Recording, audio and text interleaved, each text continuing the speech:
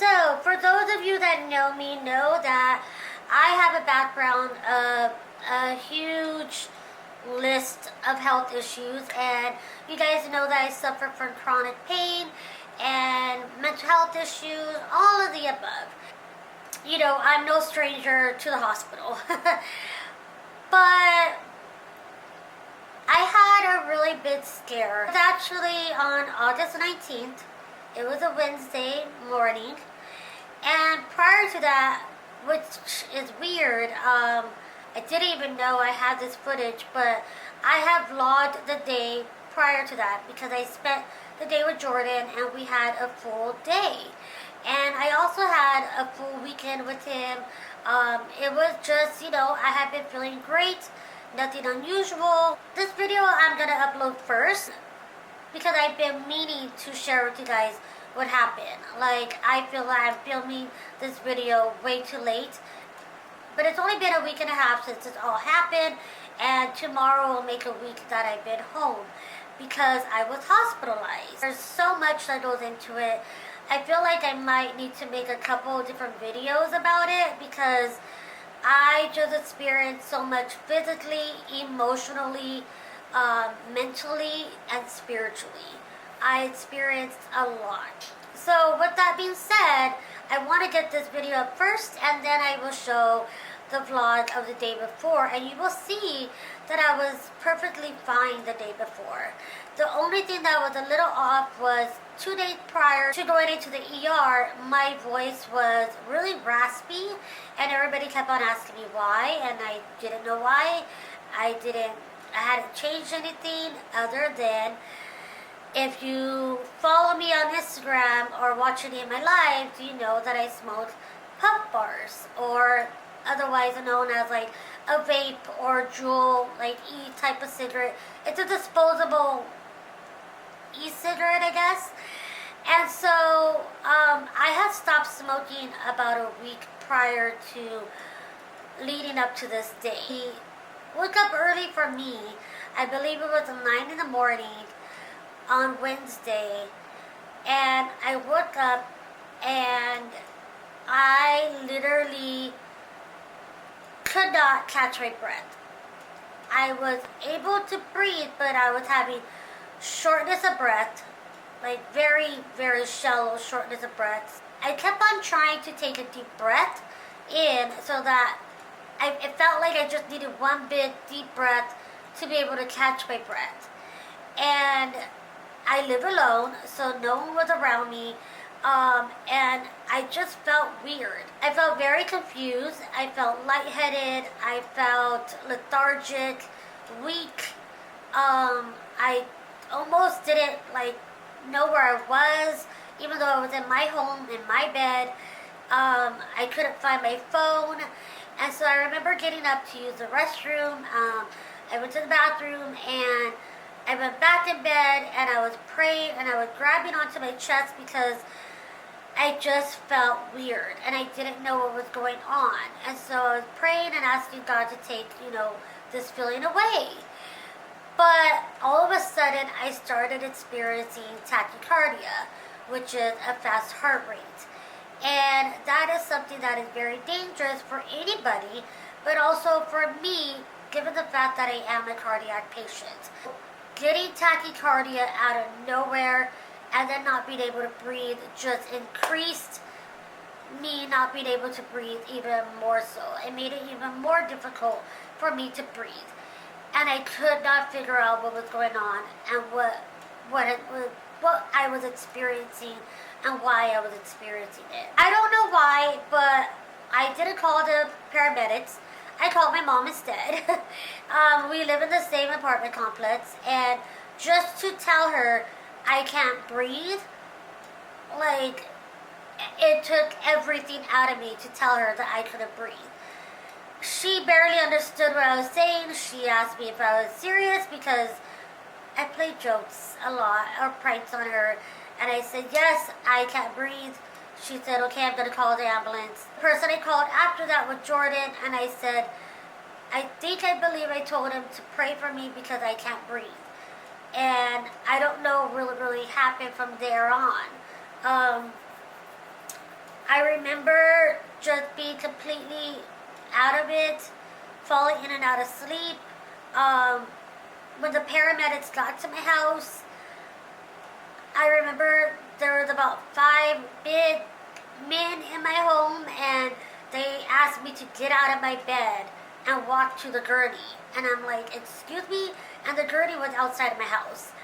I could barely breathe and I could barely walk, and you want me to walk? Like, I just didn't understand why one of them could have picked me up and put me on the bed. I still don't know that reason. I don't remember the ride. All I do remember is thinking like, this is taking forever. And also, let's retrack a little bit, because I woke up with diarrhea, so that was weird too. And I was going to the bathroom again and not being able to catch my breath. I remember thinking to myself, oh my gosh, like, what if I die? Like, what if my heart gives out and I die? Because I already have cardiac problems. And I will go into that probably in another video. I will talk about the emotional side of it. And I think I'm going to do that because it's just way too much to say. So I'm just going to tell you guys the physical part of it. I remember being in the ER room, and my mom was there with me. And she had told me that Jordan was there, but that they wouldn't allow him to come back. And I was in and out of sleep. I do remember I had an IV. I was in pain and I was so exhausted. And the reason why I'm exhausted is because if you've ever experienced tachycardia, your heart is beating so fast, kind of the same rate it would be beating if you were running or doing something physical. But yet you're doing nothing physical and your heart is just beating. It felt like it was going to come out of my chest. And it was, so it takes all of your energy out of you. It takes everything out of you physically. But I got there around 10 o'clock in the morning, maybe earlier. And I remember they ended up taking me for a CT scan. I don't know how much longer it took. All I know is I looked at the clock and I was in and out of sleep the whole day because I was exhausted from the tachycardia and from not being able to breathe. I think I had oxygen on. I don't know if the ER gave me anything. I really don't remember.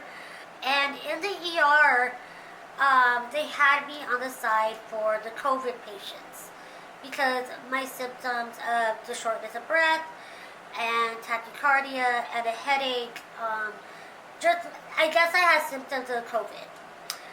And so at 5 o'clock, I remember exactly 5 o'clock, this doctor comes in and they had sliding doors, and the doctor comes in, doesn't even come in the room fully, and he says, your CT scan came back, you have a severe case of pneumonia, and we are going to keep you, we are going to admit you as of right now, and we are also going to give you a COVID test because we think that you possibly could have COVID. So for right now, we are going to be treating you as a COVID patient while you are here in the hospital. And so he told my mom, so because we have now diagnosed her with possibly having COVID, you need to leave now. She was giving me a hug goodbye. She kissed my forehead, and then I'm like, don't be touching me. What if I have COVID? But something, I just knew in my heart that I didn't have COVID. But to hear that I had pneumonia was really weird. And to hear how bad it was weird. So as soon as the doctor said that I had pneumonia and possibly COVID, they started doing a lot of tests. And yes, they did ask my mom to go home. I do have to give a shout out to Jordan. He was there for my mom the whole day, and also for me. My mom didn't want to leave my side, and so he came to my house and packed up a bag for me to stay in the hospital for the weekend, you know, underclothes, pajamas, and just things that I would need, charger, things that I would need, you know, in the hospital, because once I was put in a room, I wasn't going to be able to see anybody. So shout out to Jordan for coming through the way he did. I seriously cannot thank Jordan enough, and my mom enough, for being there for me the way they were that day, especially that day. It was very scary, and even though I was so out of it, I take comfort. I was taking comfort in knowing that I wasn't alone. So my mom had to leave, and growing up, my mom was with me at every doctor's visit, every hospital stay. I never stood in the hospital alone. And then as an adult, my last time that I was hospitalized was my miscarriage, I believe. And of course, you know, every time I was hospitalized, you know, my ex would stay with me. So for the first time in my life, I was going to be in the hospital alone. And I was in the hospital alone for 5 days. And that was so interesting. So they transferred me from the ER to the COVID floor. I wasn't transferred to just a regular room. I was transferred to the COVID floor. And I took some Instagram. I did do an Instagram story a couple times in there, and I would input that footage in here as well at the end, just to show you guys what it looked like, how I looked during that time. And I was so out of it that day. I was exhausted, and I was in excruciating pain. So I forgot to mention, I'm sorry. Let's go back to the ER. They did do, as soon as they thought I had COVID, they did do the COVID test on me, the swab in the nose. They didn't do the one where they go all the way up to your brain. They just did the one that was inside of your nose really quickly, both nostrils, and that one takes 3 days to come back. And then they also did a blood test one as well, and that was it. So I had to wait for 3 days to get the results of COVID. So while I was there in the COVID floor and being treated by nurses that were treating other COVID patients, that kind of scared me, because I was thinking, like, yes, they're taking precautions.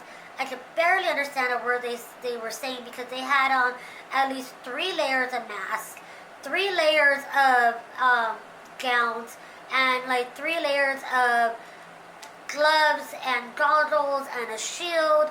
Like, it was so hard to hear them. I also felt very protected, because I knew that they were taking the most precaution as possible, and they weren't all up on me, you know. They really stood their distance. And so they started treating me for COVID and the pneumonia. And I started getting 3 different types of antibiotics. Also had me on a blood thinner, being that I was just laying in bed. To get up to go to the restroom, and then to come back to my bed and get comfortable back in my bed, would take so much out of me that literally it would take at least 20 to 30 minutes for me to catch my breath. It was exhausting. I loved the support that I got from people, but talking wore me out, texting wore me out. Like, I had my phone on silent, because I was just so tired, and I slept as much as I could. That's all I wanted to do, was sleep this experience off. And thankfully, you know, even though it was a scary experience to be on the COVID floor, being treated for possibly COVID, I wasn't scared. It was peace from God. It really was peace from the Lord. I had so many people praying for me, and I felt it. But on the 3rd day is where it got really scary, because I started thinking, okay, once the COVID test comes back, are they going to let me out? So the COVID test comes back, and by this day, literally all the symptoms that I had for COVID were out the window. They were gone. All the symptoms I had were gone. I was breathing on my own. My oxygen level was at 98 to 100 every time they checked it. I never had a fever. and I was also, going to the restroom on my own. Um, I wasn't on any IV as far as like the normal saline, so I was doing great and I was getting strong. I wasn't relying on machines to do stuff for my body. All I was relying on the machines for were the liquid antibiotics. So the doctors come in to see me. He said, "Hey, Elisha, how are you feeling?" And I said, "Well, I still feel very weak, but I'm feeling a lot better. I really am."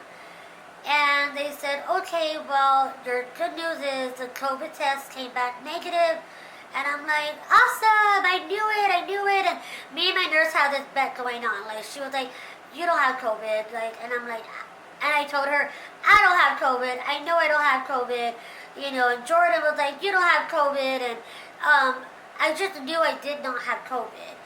And my nurse was like, "Yeah, I really don't think so." Like, obviously the pneumonia did trigger COVID-like symptoms, and obviously, the antibiotics is doing its job, and you're doing a lot better. Your body's responding to the antibiotics. And that's exactly what the doctor said.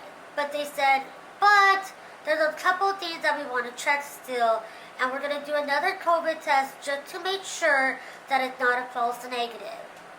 And I was taken back, like, "What? No, like, it came back negative.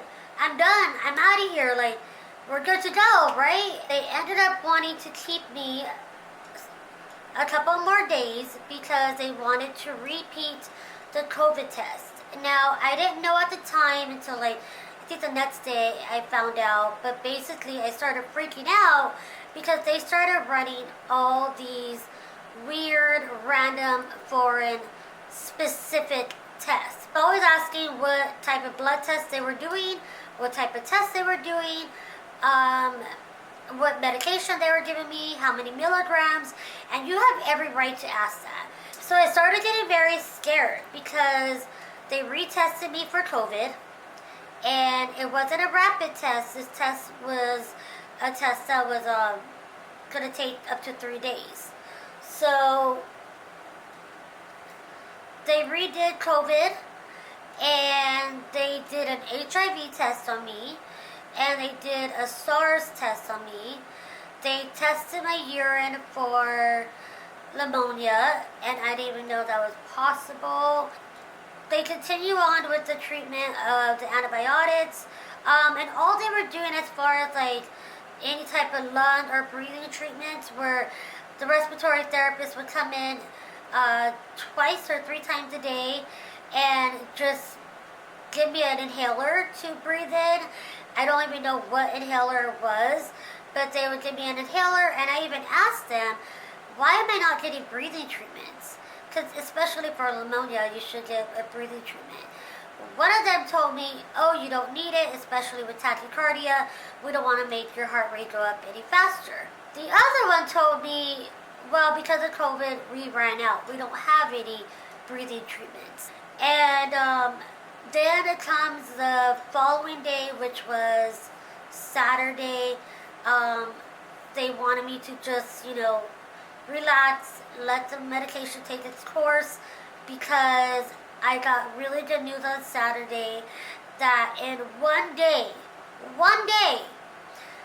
my white blood cells went from 23 to 10.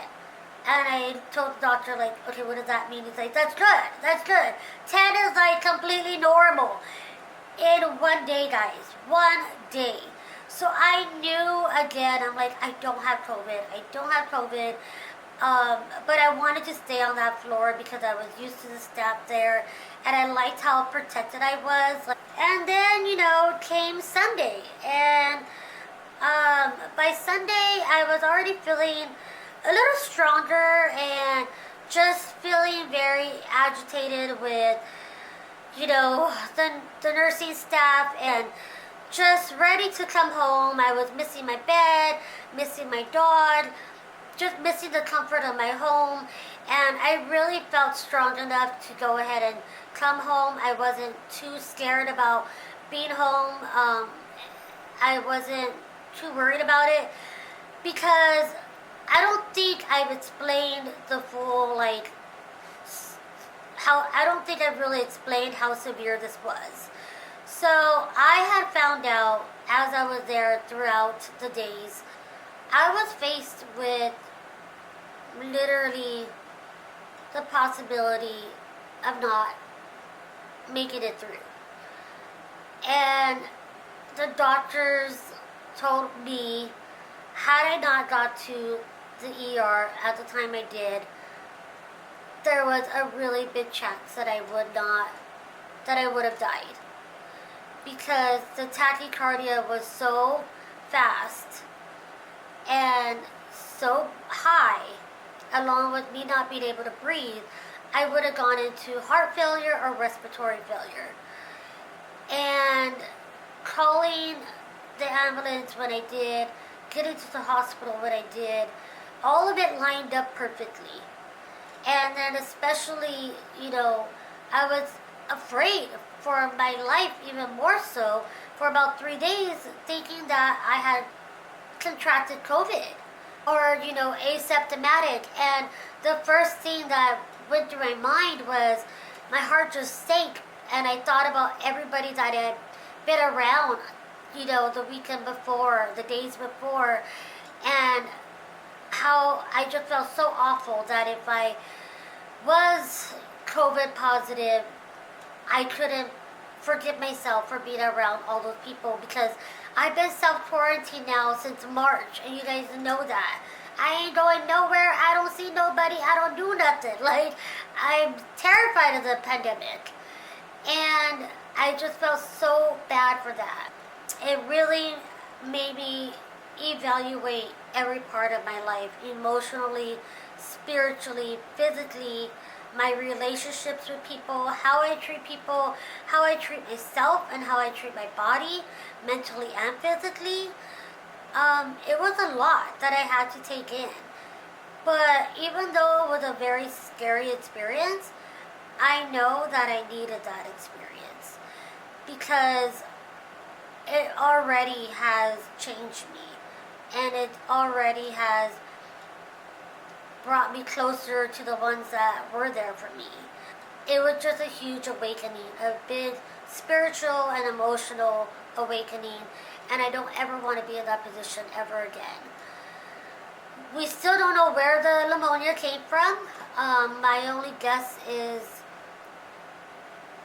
possibly the vapes. I don't know. All I do know is that I learned that I don't have any control over my body. Even though you think you do, you don't. I don't have any control over anything that happens in my life. Literally, life was fine the night I went to bed, and the next day I am facing death. And as I was in the ambulance, I knew that. I felt that. And that's something I want to talk about, because it's more mental health issues. So I will talk about that in another video. I just want to thank you so much for being there for me, for the prayers and the DMs, and all you can do by just showing me your support and love is by giving this video a thumbs up and commenting down below